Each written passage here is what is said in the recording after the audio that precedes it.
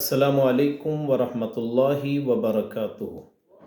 آج ہی ہم پڑھیں گے سورہ البقرہ، شروع کریں گے۔ البقرہ گائے کو کہتے ہیں، بقراتن اگر تا آخر میں نہ ہو تو یہ جمع کے لیے ہوگا، بقرہ البقارو اسم جنس کے لیے ہوگا، تمام گاؤں کے لیے۔ تو یہاں البقرہ یہ صورت ہے، یہاں ایک واقعہ آتا ہے بنی اسرائیل کا، بھتیجوں نے اپنے چچا کو قتل کر دیا تھا، پھر اس کے لیے انہوں نے اللہ کے رسول حضرت موسیٰ علیہ السلام ان سے کہا جی ہمارا قاتل ڈھونڈ کے دیں۔ تو اللہ تعالیٰ نے پھر انہیں کہا کہ جی تم کوئی گائے ذبح کرو، تو انہوں نے پھر آگے سوال شروع کر دیے۔ تو آخر وہ ایک گائے کا یہ قصہ اس میں سارا آگے انشاءاللہ وہ ہم بیان کریں گے۔ اعوذ باللہ من الشیطان الرجیم، بسم اللہ الرحمن الرحیم۔ یہ مدنی صورت ہے، 40 اس کے رکوع ہیں، اس کی آیات 286 ہے۔ الف لام میم یہ حروف مقطعات ہیں۔ حروف مقطعات کہتے ہیں کہ علیحدہ علیحدہ پڑھے جاتے ہیں، الف علیحدہ ہے، لام علیحدہ ہے، میم علیحدہ ہے، قطع کیے حروف تو حروف مقطعات۔ ان کے معنی جو ہے، ان کا مطلب، ان کا جو بھی مراد ہے وہ اللہ اور اس کے رسول جانتے ہیں۔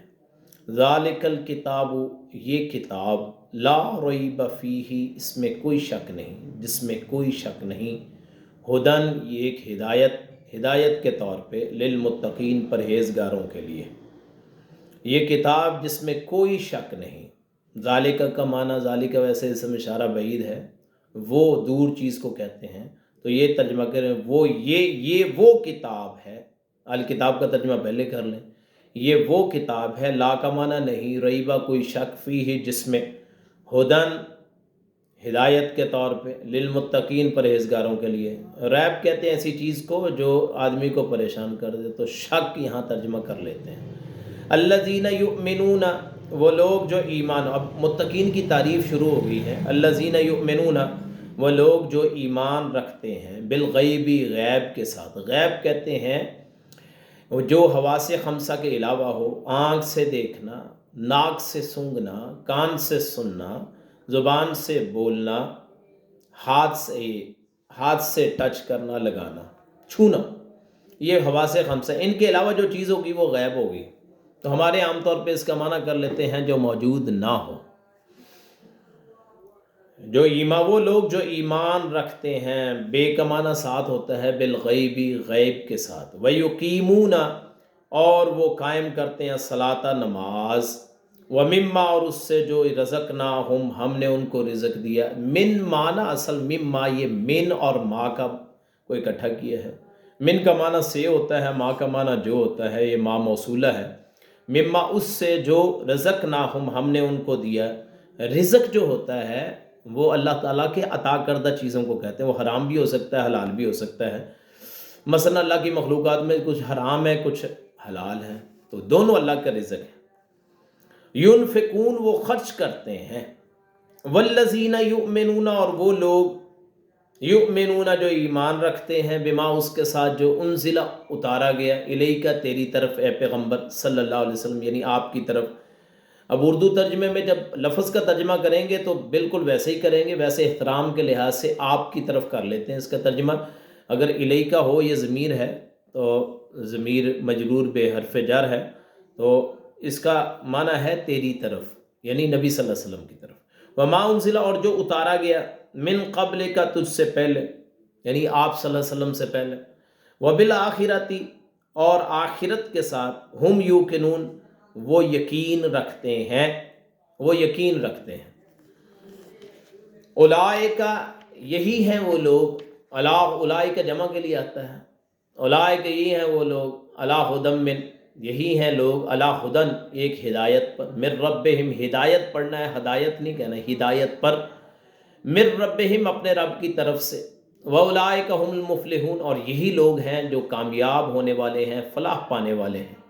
ان الذین کفروا بے شک وہ لوگ جنہوں نے کفر کیا، انکار کیا بھی معنی ہوتا ہے، جنہوں نے چھپایا، سواء علیہم حق کو یعنی چھپانے والوں کو کافر کہہ دیتے ہیں، کفر سواء برابر ہے، علیہم ان پر، انذرتہم کیا تو ڈرائے انہیں، یا تو ڈرائے انہیں۔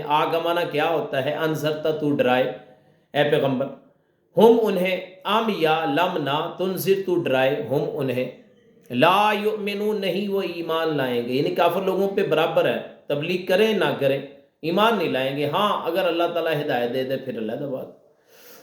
خاتمہ مہر لگا دی اللہ، اللہ نے ختم، اللہ مہر لگا دی اللہ نے، علی قلوبہم ان کے دلوں، علی ان کے دلوں پر، علی کا معنی پر ہوتا ہے اوپر، ان کے دلوں کے اوپر، وعلی سمعہم اور ان کے کانوں پر یا ان کے کانوں کے اوپر، سمع سننے کو کہتے ہیں، کان کو تشبیہ چونکہ سنتا آدمی کان کے ساتھ ہے، علی سمعہم اور ان کے کانوں پر، ہم کا معنی ان، والا ابصارہم اور ان کی آنکھوں پر، غشاوۃ ایک پردہ ہے، ڈانپنے والی چیز ہے، وَلَهُمْ عَذَابٌ عظیم اور ان کے لیے ایک بہت بڑا عذاب ہے۔ عظیم کا معنی ہوتا ہے جو شان کے لحاظ سے بڑا ہو، مقام کے لحاظ سے، کبیر اس کے وزن پہ آتا ہے جو جسامت کے لحاظ سے بڑا ہو۔ عذاب جو ہے یہ عذبن سے ہے، عذبن کا اگر معنی اس کا معنی میٹھا ہوتا ہے، الف آ گیا تو اس نے آ کے معنی ہی بدل دیا، جو میٹھے کے الٹ ہو یعنی کڑوا، عذاب کا معنی کڑوی چیز۔ تو یہ تھا آج کا ہمارا سبق، ایک رکوع ہم نے پڑھ لیا ہے، 7 آیات کل پڑھی تھی سورہ الفاتحہ کی، 7 آیات ہم نے آج سورہ البقرہ کی پڑھ لی ہیں۔ اللہ پاک مجھے آپ کو عمل کرنے کی توفیق عطا فرمائے۔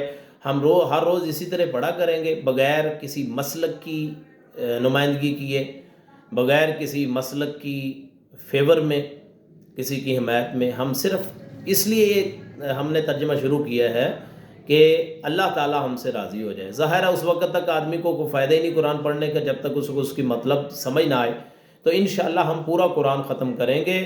اللہ تعالیٰ ہمیں عمل کرنے کی توفیق عطا فرمائے۔ السلام علیکم ورحمۃ اللہ وبرکاتہ۔